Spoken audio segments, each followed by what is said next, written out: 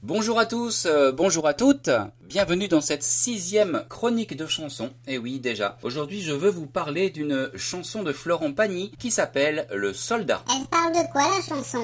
Cette chanson a pour cadre la Première Guerre mondiale, qu'on a également appelée la Grande Guerre. C'est en réalité un hommage à un soldat français dont on ignore le nom et le prénom, un poilu donc, présent sur le champ de bataille. Le texte évoque ses conditions de vie dans les tranchées, son sentiment par rapport à la guerre et son amour pour sa femme Augustine qu'il ne reverra plus. Et pourquoi tu voulais parler de cette chanson? Tu poses toujours les mêmes questions toi, hein? Alors pour moi la Première Guerre mondiale est évidemment un sujet important, 1914 à 1918, des millions de morts. La sortie de l'album de Florent Pagny, Vieillir avec toi, a eu lieu en 2013, mais la chanson elle-même, Le Soldat donc, est sortie en single en 2014, donc juste avant les commémorations de cette Première Guerre mondiale. Alors c'est le premier album de Florent Pagny auquel l'artiste Calogero a entièrement contribué. Ils avaient déjà collaboré musicalement, mais cette fois-ci, Calogero s'est davantage investi dans l'album dans la mesure où il l'a réalisé. Il a donc participé à son rendu, son arrangement, son enregistrement. Et c'est début 2013 que Calogero a proposé cette chanson à Florent Pagny qui raconte, je cite, « Si Calogero m'avait dit qu'il avait une chanson qui parle de la Première Guerre mondiale, je lui aurais répondu direct « laisse tomber ». Mais là, la chanson m'a plu et j'ai accepté de l'enregistrer. » Fin de citation. Cette chanson est pour moi particulièrement belle et prenante, je trouve qu'elle vous prend à la gorge. Je l'ai d'ailleurs fait chanter plusieurs fois en chorale ou en classe. Et nous allons justement découvrir quels sont ses intérêts musicaux. Et qu'est-ce qu'elle a d'original, cette chanson? Première originalité de la chanson, son introduction très courte.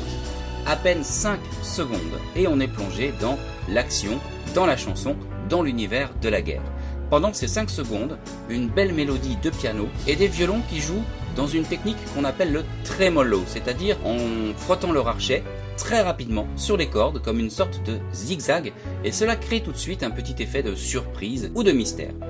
On note aussi que cette introduction est jouée dans une tonalité différente du reste de la chanson. Ensuite, l'accompagnement de la chanson reste assez sommaire avec ce piano et des cordes frottées graves qui s'ajoutent, alto, violoncelle, contrebasse, mais on est tout de suite sur un rythme de valse à 3 temps, ce qui donne un côté ancien à la chanson et donc correspond bien à ce texte à teneur historique.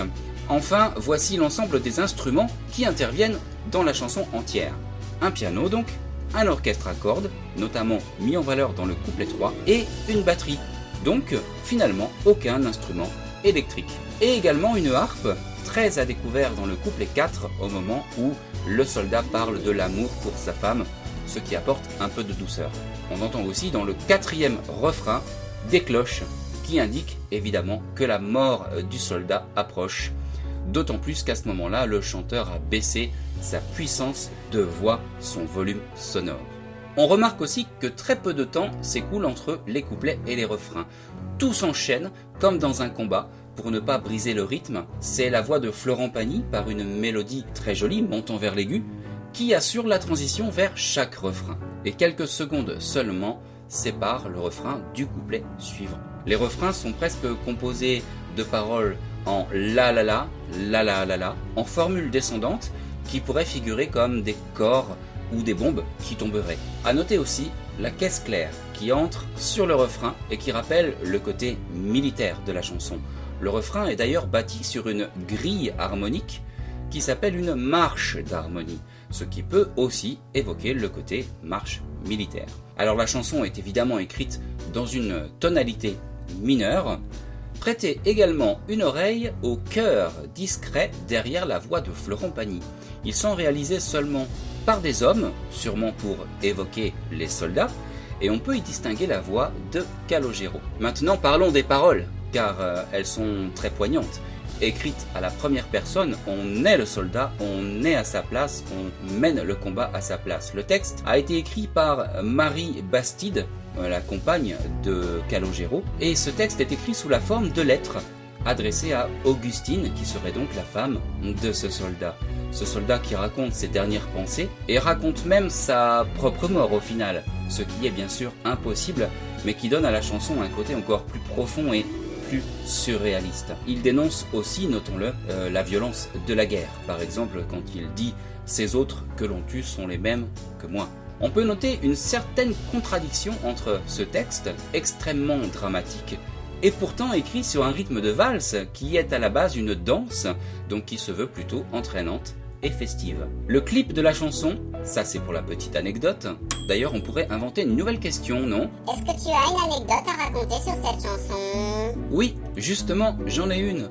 Parlons du clip tourné pour cette chanson. La plus grande partie du clip a été tournée à l'ossuaire de Douaumont, en Lorraine, où sont enterrés les soldats décédés lors de la bataille de Verdun en 1916. Mais, petite anecdote, la partie reconstitution historique a été tournée avec des bénévoles à Massige, dans le département de la Marne. De nombreux combats ont réellement eu lieu là-bas pendant la Première Guerre mondiale, et ce qui compliquait encore plus les combats, c'était le relief de cette région, avec par endroits des collines qui constituaient de véritables forteresses naturelles, ces collines que les soldats avaient tant de mal à franchir. Et c'est le cas par exemple dans ce lieu précis qu'on appelle la Main de Massige. On l'appelle ainsi cette colline car, vue du ciel, elle prend la forme d'une main gauche. Ce lieu est également assez extraordinaire car il présente une autre singularité, des entonnoirs, c'est-à-dire de gigantesques trous formés par les explosions de mines posées par les Allemands. Voilà, comme quoi, grâce à la musique, nous pouvons également parler d'histoire. Enfin, une toute dernière chose, vous allez sûrement redécouvrir ou découvrir le clip de Florent Pagny. Et bien justement, n'hésitez pas à faire un détour par une version studio pour entendre tous les détails de la chanson. En effet, durant ce clip, il y a pas mal d'effets spéciaux, de bruitage notamment, qui rendent imperceptibles certains moments de la chanson, certains passages instrumentaux. À très bientôt!